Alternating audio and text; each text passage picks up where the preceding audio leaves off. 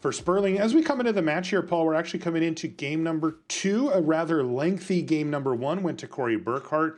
Took about 16 minutes to seal the deal there for Burkhart. So we'll keep an eye on the clocks if that ends up becoming relevant down the line. As you can see in the hands of Corey here, looks like just a straight up control deck, but it is actually the 4-color Doom Foretold deck. Temur Adventures on the other side, though a little bit of a different build than the one we just saw from Kvartek. You see Obosh the Prey Piercer there as the companion for Sperling. So eschewing those counterspell options in favor of the potent companion, always at the ready. Yeah.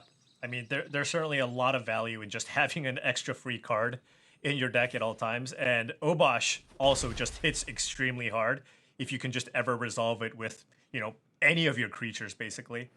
Slamming in for 10 with a Lovestruck Beast, it's a pretty satisfying feeling. All right, and speaking of, there's Lovestruck Beast coming down as the 1/1, and then a Saw It Coming going into the Foretell pile here for Sperling. That's a way that he can get around that Obosh tax, if you will. On the other side, though, Corey Burkhart, what has he got? Well, Maze Mind Tome to kick things off, kind of right where he wants to be in the world. Yeah. Bit of a slow hand for Corey. Seems really, really well suited for a more controlling matchup here. But Sperling does have, a decently aggressive start here. He's got the Mammoth that can provide some pressure, and he can also follow that up with the Edgewall Innkeeper. He's got the counterspell backup, so yeah, really nice opener here from Sperling.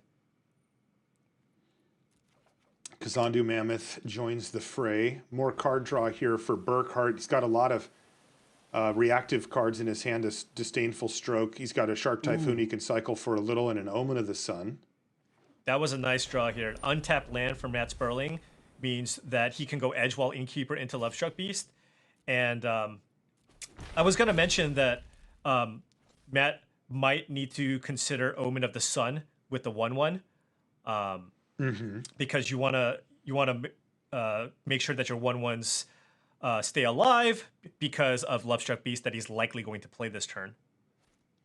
But he decided not to because of the Innkeeper. Is that what we're thinking? He said, okay, sure, fine. If you happen to have it, you can trade off one of those for the 1/1, but I've got a backup. Yeah, I mean, it looks like maybe he's going to try to go for an ambush next turn, or rather, he might identify that it's more important for him to just find lands, right? I see. He only has the 3 lands here, so we'll see what he does. But given that he's got the Maze Mind Tome in play with the Scries, he should be able to find a land with multiple Scries. Even if he misses with this Scry, he can then upkeep Scry to see if he can find a land. That's right. So here's the Maze Mind Tome Scry, and you can see that he set a stop as well on his upkeep to try to make sure he bottomed that card. Again, assuming it's not a land is kind of the deal. And there's a Binding of the Old Gods. He doesn't want that one either. And let's see if he hits the land. Oh, he did. He did. It's a painful land. It is. But he got there.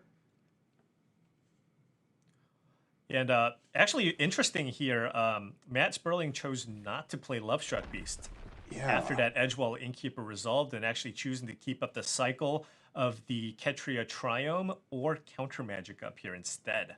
Right. It looks like with no other options, going to have to cycle that Triome away. So here he goes.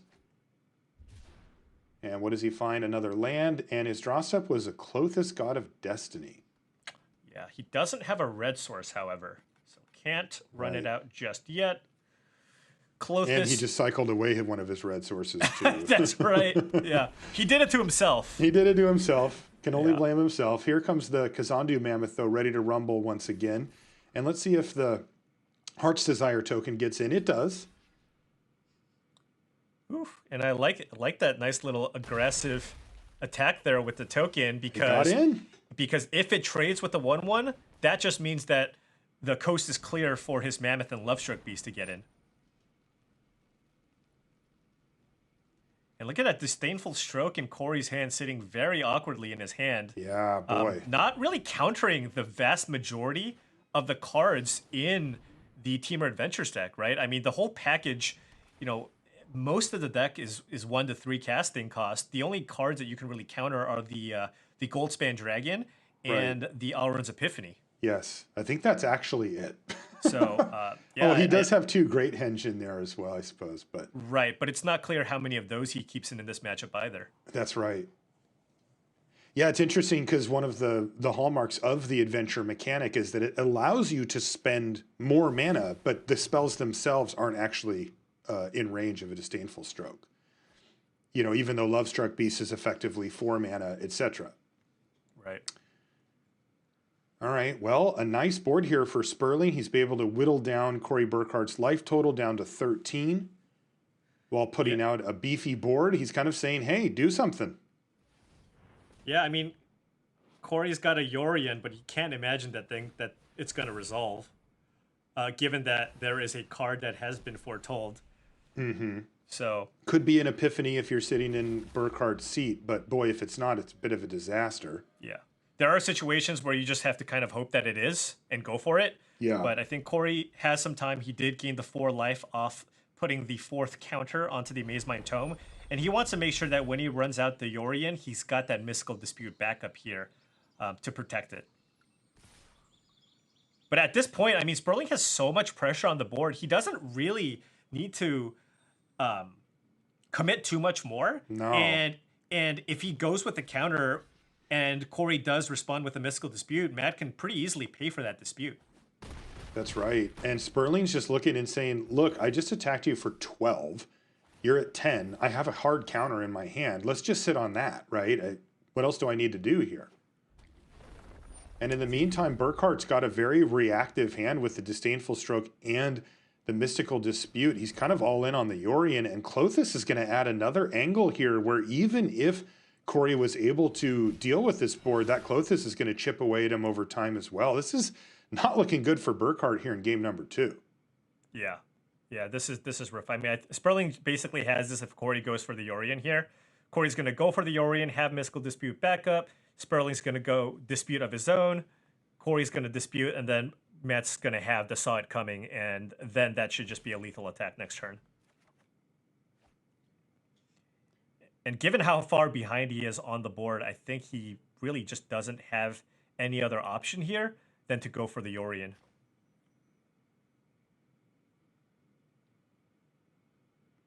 You cycle a Shark Typhoon, you can block a Love Struck Beast.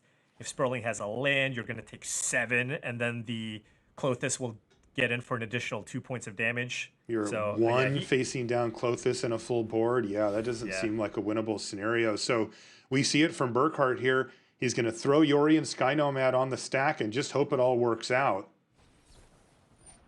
And there's a Mystical Dispute, a redispute here from Corey Burkhart, though, as we see, saw it coming in hand for Sperling, should seal the deal here in game number 2. Yeah. And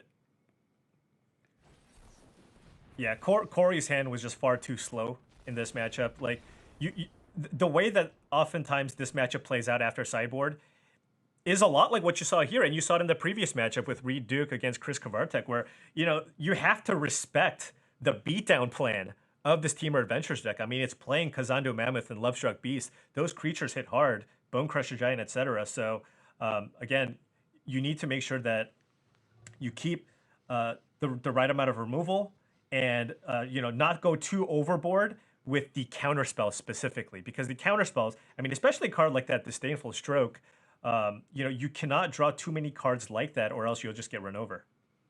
And we certainly saw that. Boy, game number 3 incoming between these two players here. We are in the standard portion. We're early in the day. We're only in round number 2 of our tournament. This is a 3-day event, so if you're joining us, settle in. We're happy to have you along, and we're going to be watching Historic. We're going to be watching a bunch of Standard, and it's going to be good times all around before we finally crown a champion on Sunday.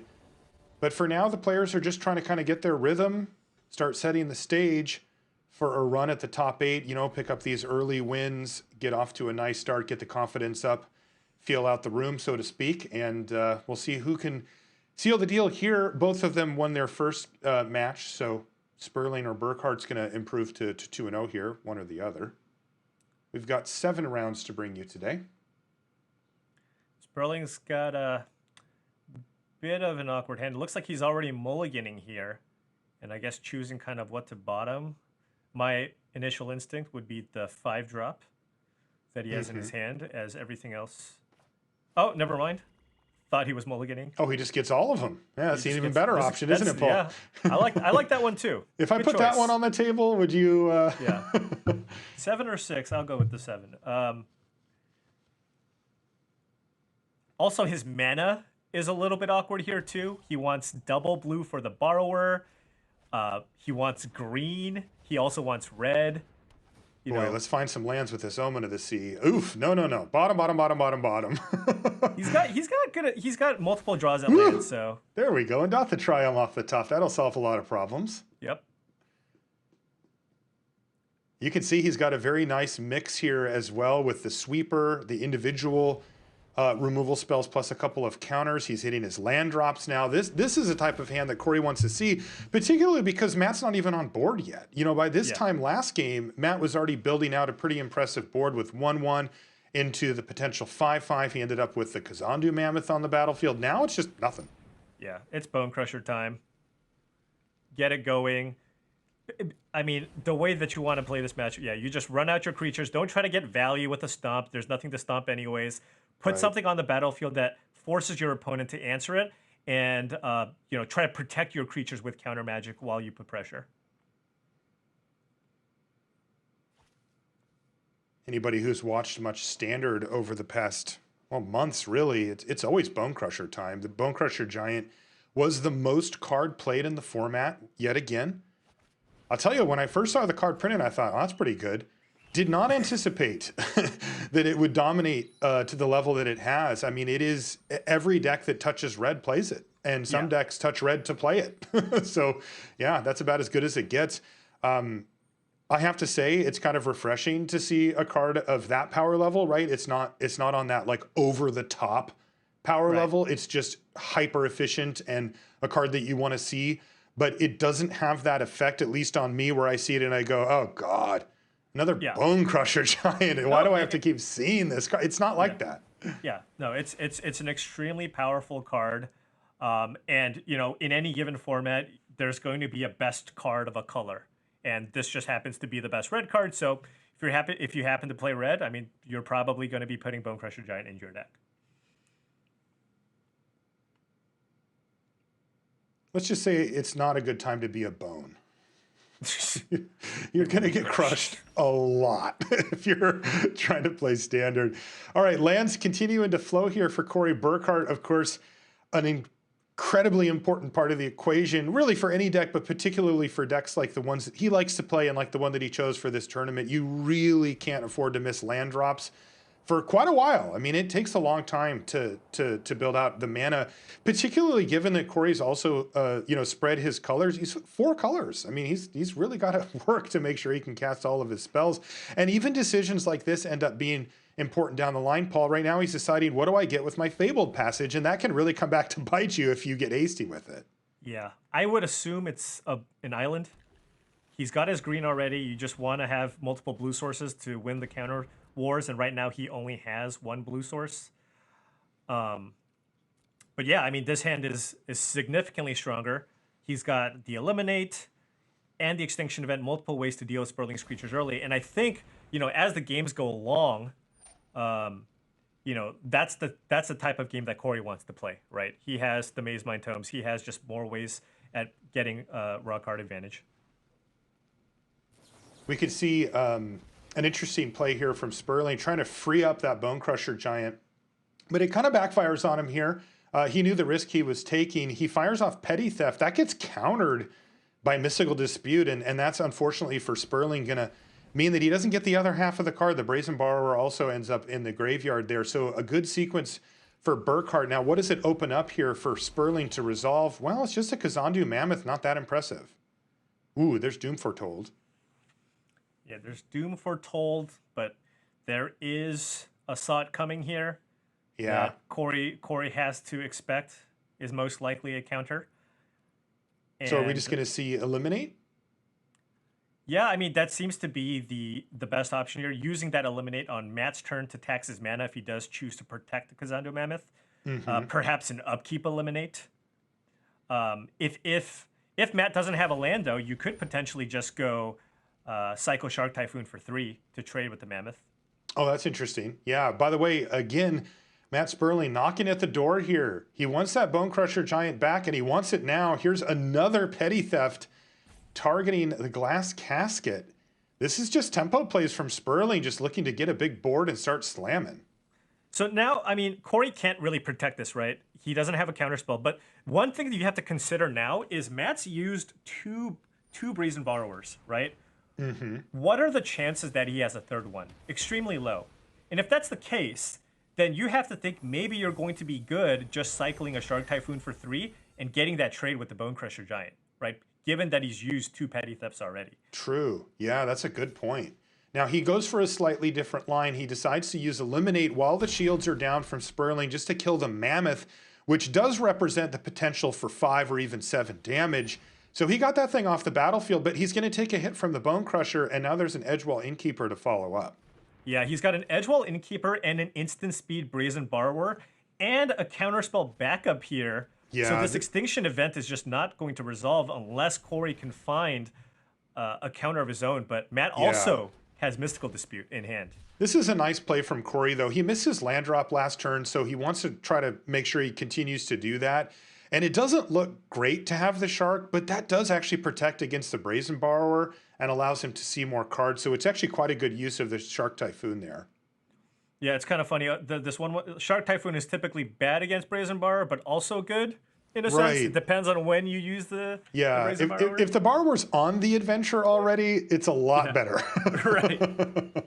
Here's Glass Casket coming back down, and Corey with an interesting choice here. Do you take out the Innkeeper, which could potentially refill Matt's hand, or do you take out the threat, which is the big 4/3 Bone Crusher Giant here? You know, the control play on Corey, you can't let your opponent draw cards. No. There's a moral obligation to take out the Innkeeper. You have to. It is true. not even a decision. That's right. He didn't really take much time to think about it. Now, unfortunately, from Corey's perspective, there is the Brazen Borrower on the adventure. It has Flash, of course, so Sperling can simply cash it in right now to get the card before that Innkeeper gets put in the casket, which is exactly what happened. Yeah, and Sperling did draw an adventure creature here in that Left Struck Beast, so things paying off here for Corey, going after that Edgewall Innkeeper. And the Shark Typhoon play that we mentioned as well, with this Typhoon able to trade off for the Borrower, that's a big win for Corey as he can whittle down the board to just the Bone Crusher Giant.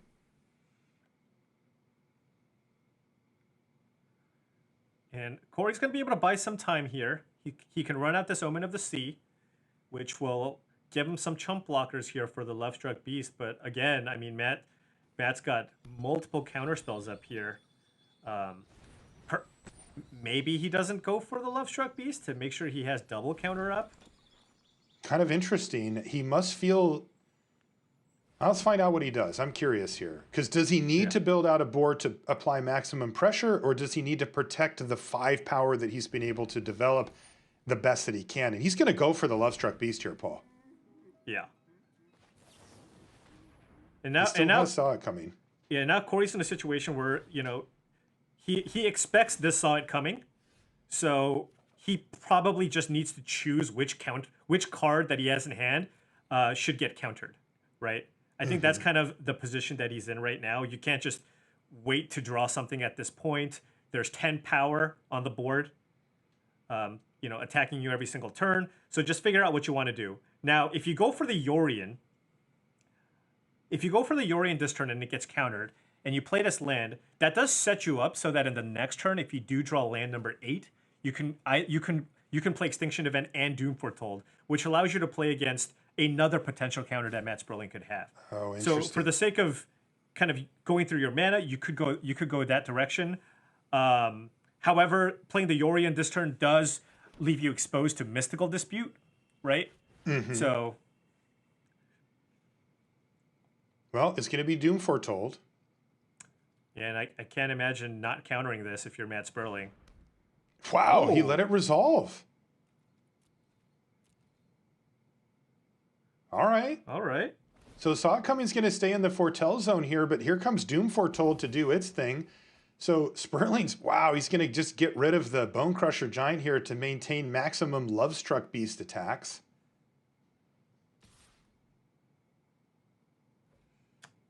Boy, this Doom Foretold is starting to look quite good here for Burkhart, isn't it? Yeah, so now Matt probably is going to try to go for the Ox of Agonis. He does have Mystical Dispute backup, and you know Corey's been holding that Disdainful Stroke since game 2. He just brought it over into his game 3, and now he's like, I got a target. He's got to go for it. It's been stranded in his hand for multiple games, as it turns out. Yeah. So he'll fire that off once he gets a chance to, but as you mentioned, it won't actually work in this case because of the dispute. Okay, no, so he's going for Obosh instead, which means this Doom Foretold will get the Lovestruck Beast, and that just means Sperling's just going to have 0 pressure here next turn. That's right. So what does, it looks like the Glass Casket's going to go edge while Innkeeper comes in. Are we going to see Extinction Event? Does that do what he wants it to do? Yeah, I mean, whatever he goes for here, you have to imagine it's probably getting countered. Given that Doom Foretold is going off next turn, you know that Matt does have to make the decision as to which permanent he wants to stay keep alive. Right. So. And it's a tough choice. I mean, he can keep a bunch of power on the board with the Beast, or he can get rid of the Innkeeper and lose a potential card draw engine down the line. Yeah, and Matt has to counter this, and he's feeling pretty safe that it will be countered one way or another because he has that dispute backup. So. Yeah, Matt, with a very nice setup here, he can try to push through this Obosh next turn with the Mystical Dispute backup as well. Yeah, and given that he put it into his hand, I imagine he's not going to be going for the Ox anytime soon. Right. Probably going for the Obosh first. Okay, so there goes the Innkeeper, but that means that the Doom Foretold is still on the battlefield. And so is Lovestruck Beast, for that matter. So land here from Sperling, and I assume we're going to see Obosh go on the stack, Disdainful Stroke to counter it, and then Mystical Dispute to protect it. Do you Disdainful Stroke, though? I don't know. That's the thing. Like, you can just let this resolve. You have Doom Foretold ticking. Unless Sperling kills this 1/1 token, you're not taking a bunch of damage. Mm-hmm. Maybe Corey would be more concerned about a Great Henge or an Alrund's Epiphany. You just block the Lovestruck Beast this turn, and then go for, an Extinction Event potentially next turn. Right? You just name Extinction Event turns out really good against the Obosh decks. Devastating. You don't have to think a lot, do you? Yeah. Okay, well, the token's going to jump in front of the very hard-hitting Lovestruck Beast here and mean that Corey's going to take minimal damage. But yeah, okay, Extinction Event. The question is, does Corey have mana to go Extinction Event, Disdainful Stroke, Ox, and pay for Dispute? He'll need a land. He needs a land. He needs an untapped land to do that. I don't think you want to scry if you're in Corey's position. I mean, it looks like that's what he's considering here. That would mean he only has the one option to sacrifice. Right. Okay. Yeah, he's decided not to, so way it goes, oof, tap land. So he doesn't quite have all of it, but he has the important piece here, which is Extinction Event. Yeah, he's got the Extinction Event, but Matt will resolve in Ox of Agonis here. Yes. And get to refill his hand here. Wow, that was so... it's funny because just a simple draw step there, way down the line here in Game 3, an untapped land versus a tap land, massive difference there. And he does get a card off of Foretold here, right? Let's see what happens. Oh, wait, of course, the discard. Mm-hmm. The discard happened. Well, he found a counter anyways. Wow. He found a counter anyways. Right. So he was going to have to discard the counter spell that he had, but he replaced it with Miscast. Okay. Wow. I mean, if you're not going to stroke this.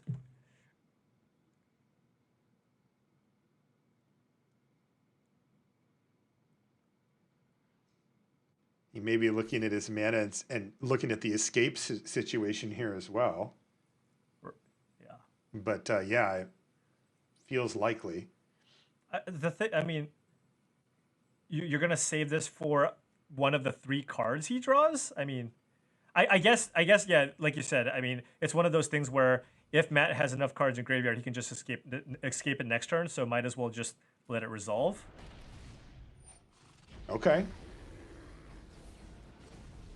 But that means reload of the hand here for Sperling, who finds Ketria Triome, a Pathway, and another Bone Crusher. So not the kind of 3 cards that he needed to just completely lock up the game, but hey, he'll take it. He gets a Bone Crusher plus another redraw with Triome most likely.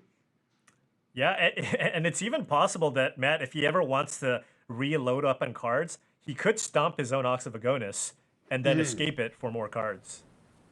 By the way, is this Disdainful Stroke going to go the distance? Like every turn we've watched of this match? I mean, maybe it's like a stipulation situation where you just see how long you can hold it. There's Mystical Dispute off of the cycled land, and then a negate. So a handful of counter spells here for Burkhart. He's got that Knight token as kind of his last line of defense here, Paul.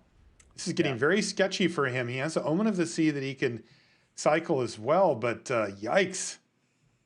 We're going to see Stomp on the token. It looks like it. Yeah, and we're going to see a Dispute here. And that will actually work, right? Yep. So that's a big one, because that puts the Bone Crusher in the bin and keeps the blocker for the Ox. I wonder if he's even going to block the Ox, though. Right, and then now, you know, he might.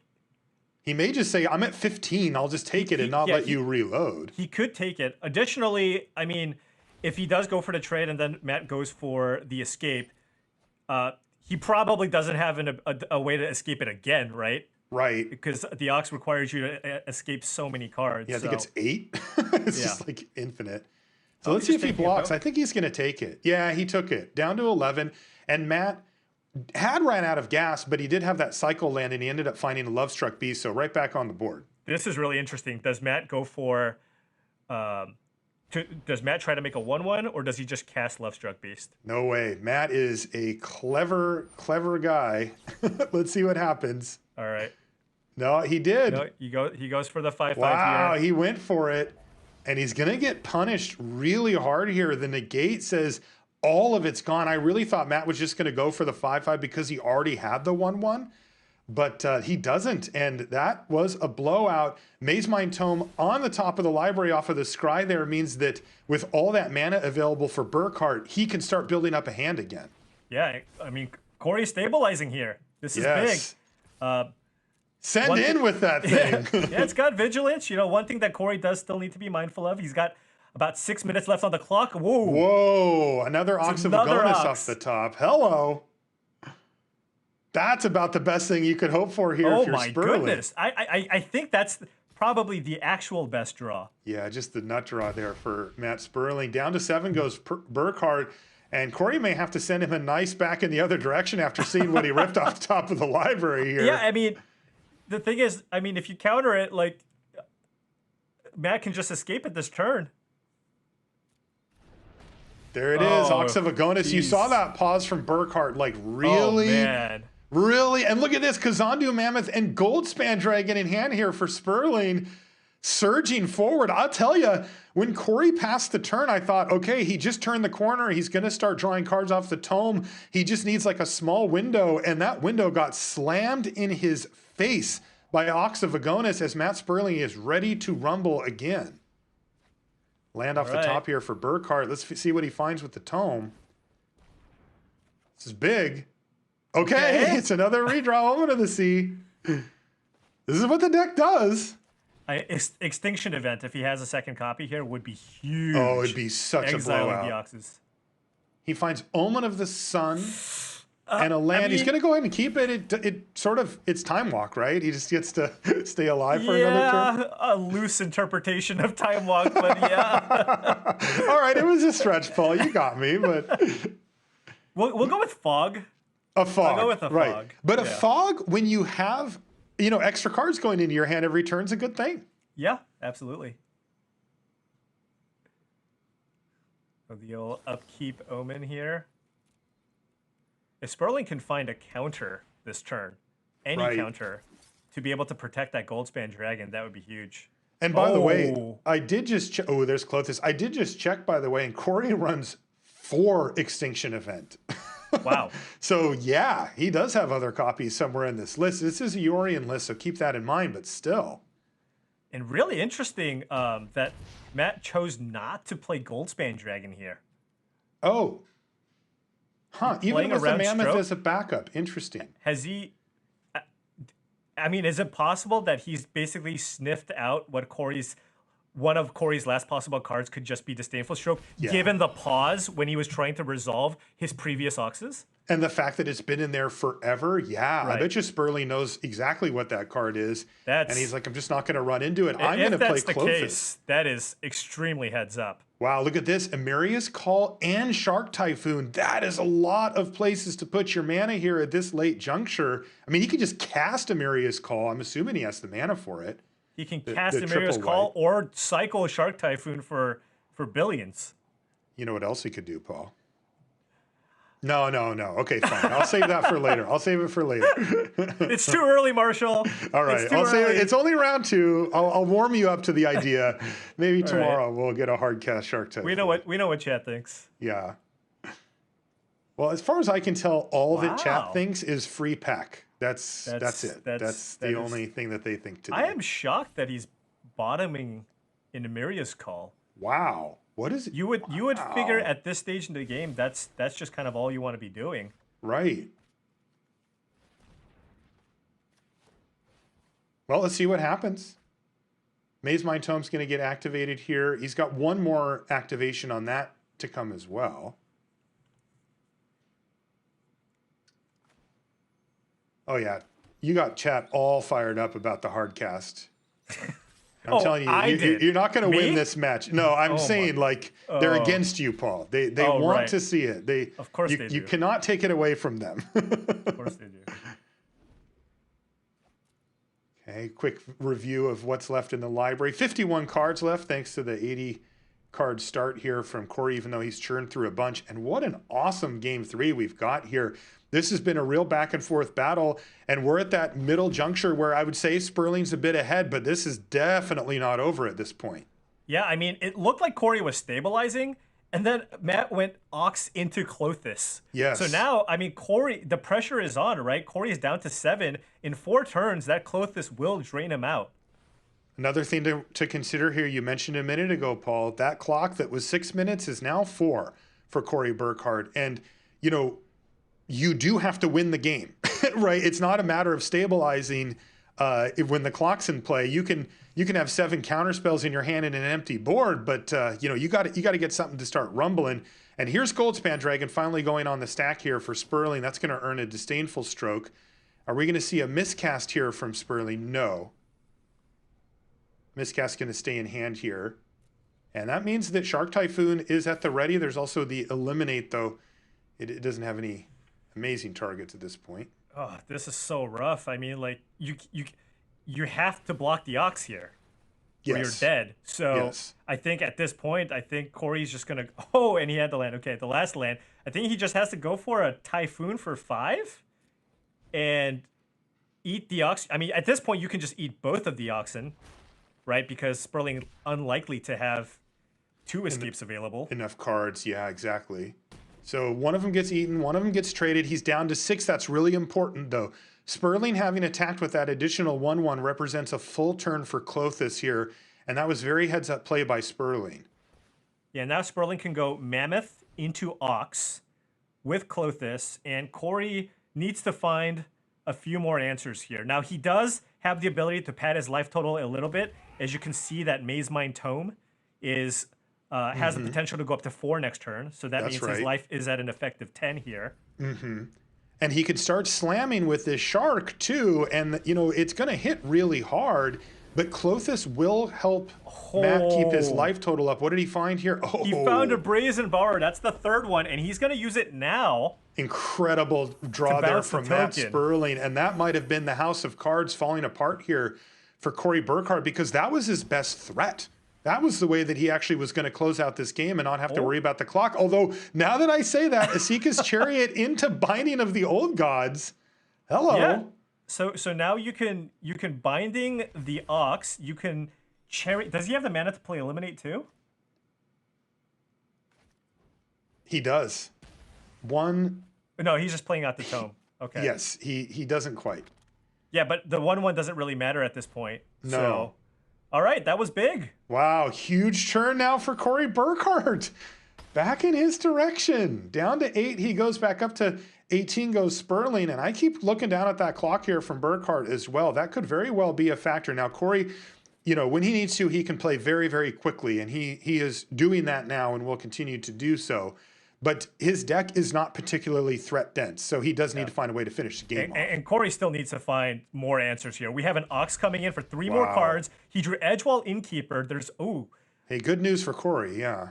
Yeah, the 3 lands were huge. And there's also Brazen Borrower here for Matt Sperling. And with the Innkeeper out, okay, yeah. So Matt Sperling not lifting here. He is applying maximum pressure to Corey Burkhart. And there's another Amirius call. Does he want it this time? No, he's not interested. What is... I guess he might just be looking for a Dance of the Mance, potentially? I mean, I assume that Clothis has worked on Corey's graveyard in a pretty...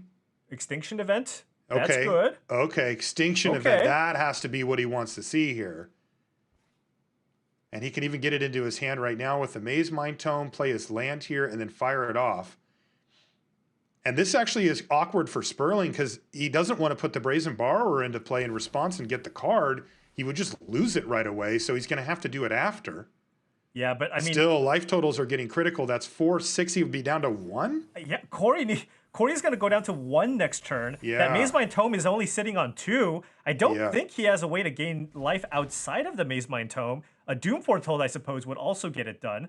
But, I mean, given... So there's a Doom Foretold... He has and Madru saw it coming? Oh, wow. Yeah, I mean, that should basically lock it up here. That should be GG. A hard counter in hand here for Sperling means that he can stop any one thing with only 1 draw step plus Maze Mind Tome plus card in hand.